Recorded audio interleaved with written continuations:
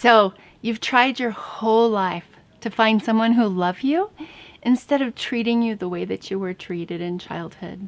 Or maybe you've already found your person. You probably had sweet dreams of how life would be so much better when you're safe. But bummer, man, finding safe relationship just sets the trauma brain off and often puts it into overdrive. So how are you supposed to navigate this so that you can heal from trauma and prevent it from getting in the way of your happily ever after instead of ruining everything? Today's video is going to cover just that and how to stay connected to your partner while navigating trauma triggers. Let's talk about it. Start with healing one trigger at a time. You can do this. Hey, I'm Tamara Ridge, the therapist that's been there, and I know what trauma can do in adult relationships. Believe me, I've seen it with clients, with my own parents, and with relationships that I've lived through. Here's the thing. Your relationship with your partner can be as safe as can be, but your trauma brain will kick in and tell you that you aren't safe. After all, if you relax and enjoy happiness and connection, your trauma brain doesn't have anything to do. So it has to keep you on alert to make sure that no danger is coming your way. If you want to dig deeper into attachment styles as it impacts your trauma brain and your partner, you might want to watch this video. But what happens in your relationship because of trauma is that the primary reminder of potential danger that your trauma brain grabs onto is the very fact that you're in relationship. Because it was in relationship where your trauma happened in the first place. And because we've been hurt, it's infinitely more important for us to learn how to keep our hurt from inflicting unnecessary harm on our partner. Think about this. For someone in relationship with a trauma survivor, life becomes really unpredictable based on the level of insight and ability to heal that the survivor has, or based on the survivor's inability to effectively deal with triggers. You know how it feels to be gobsmacked with a trigger right out of the blue. But imagine what it's like for your partner who doesn't experience your triggers from the inside to suddenly be the target of your fear, your frustration, or your anger based on something that they don't even have a clue about. Think of this. Your abuser or abusers hurt you because they didn't take responsibility to heal their trauma sufficient to avoid taking it out on you. It's time to break that cycle and nurture our relationships even while we struggle with our trauma triggers. Very early on in my relationship with my fiance, he and I were having a conversation talking about our past histories. And he had a response to something that I told him. He told me that it hurt his spirit. He shared that pain and said that he needed a second to process the information I'd just given him. This was the perfect opportunity for my trauma brain to take over. And take over it did. I basically flipped out and started crying uncontrollably because I felt judged and criticized. Now, the thing to realize here is that he wasn't judging or criticizing me. He was simply sharing that something that I said made him feel hurt. Like paying attention to the experience of what that must have been like hurt him in his spirit. It was a very sensitive response. And I remember sitting there with him, absolutely blowing a volcano crying gasket. And the look on his face, overwhelm, confusion, worry, and ultimately second thoughts about whether he should move forward in relationship with me. On my drive home that night, I realized something. His response had reminded me of a critical judgment that was directed toward me when I asked for help when I was 18. That was 35 years before. The next morning when we talked on the phone, the first thing out of my mouth was, "I'm so sorry. That was all me." You see, my trauma brain took over. and I was no longer interacting with him, but with old pain that had nothing to do with him or with our developing relationship. This example points out what our partners experience when we get triggered. They feel like they're walking in a field of landmines where they can't seem to figure out what will upset us until there's an explosion and they're left wondering what they did. But most of the time, it's nothing. It's an innocent mistake or some misspoken statement.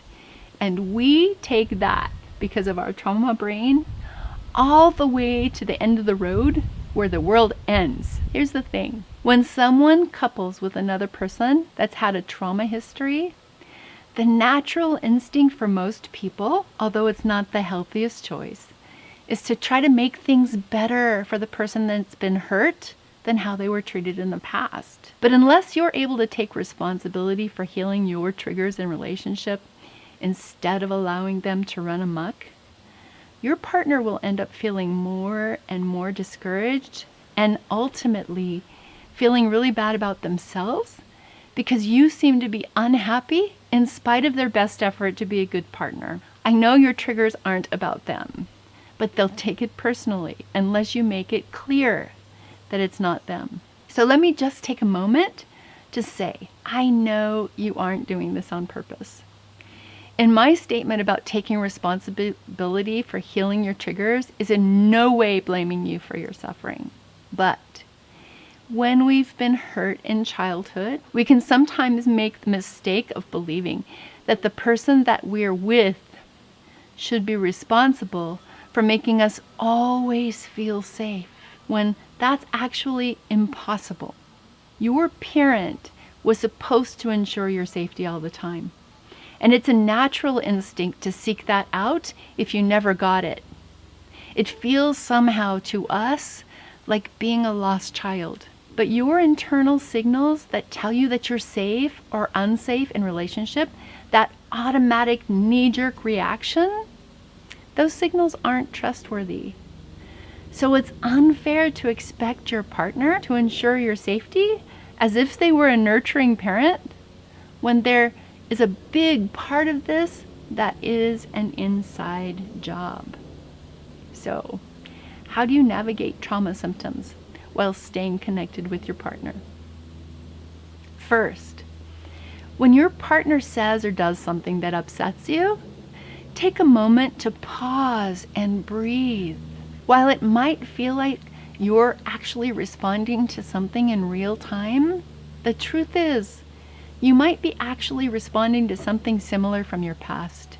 And you don't want to place blame for everything that happened to you in the past onto them.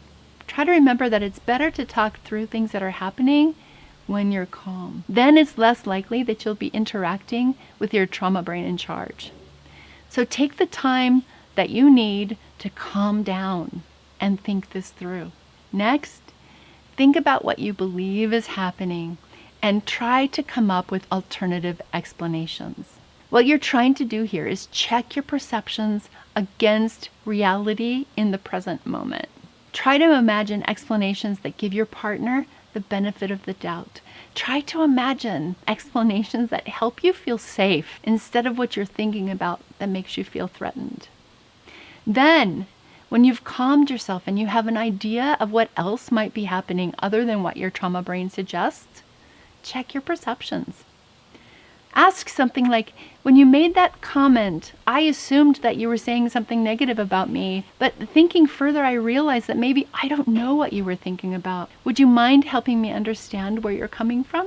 Once you have clarification from your partner, now you know what's objectively real, and it's time to eliminate the trigger using the steps that I point out in this video. I want you to take a minute here and just think about something. Close your eyes and imagine what it feels like in your body when you're triggered. Take note of that feeling and watch for it. Try to do the opposite of what that feeling compels you to do when it comes up. Does that feeling make you want to withdraw or to hide? Then talk.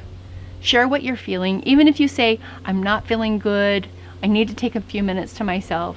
Saying something instead of going silent will keep your partner in the loop instead of having them wonder what they've done wrong. Your triggers can trigger your partner. Keep that in mind. Does the feeling that you have when you're feeling triggered make you want to lash out? Then wait. Promise yourself that you won't speak or act out while that feeling is active in your body. And after you calm down and have an understanding of where the trigger is coming from in your body history, that's a good time to talk about it, as long as you can do it without placing blame on your partner. And one of the ways to do that is by using these kinds of statements. When you, I thought about, and felt, it reminded me of. So, say your partner hits one of your triggers by suggesting that you might need help with something. And I'm totally making this up. It would sound something like this. When you said that I would probably need some help, I thought you don't think I'm smart enough, and you were calling me stupid. I felt discouraged and embarrassed. It reminded me when I was growing up and my parent yelled at me instead of helping me understand my homework. This gives your partner an idea of what's going on and the opportunity to provide emotional support. It also gives them a deeper insight into you, which builds closeness if they're a safe and caring partner. Now, I have one more suggestion for you, but before I get to it, if you found this video helpful and would like to stay up to date as I continue to discuss this in more depth, please consider subscribing and hit the notifications button so that you'll be first to know when a new video comes out. And let me know what's been most helpful to you today and what questions you have. Put that in the comments. Finally, the last thing I want you to remember is to take really good care of yourself. Healing in a relationship after you've had childhood trauma can be really stressful. The better you take care of yourself, the more capable you will be of preventing your triggers from disrupting your relationship. If you need more help, look in the description below for my free Foundations of Self-Healing course so that you can remove any blocks to caring for yourself in a way that helps you heal, especially in your relationship. Thank you for watching, and I'll see you next time.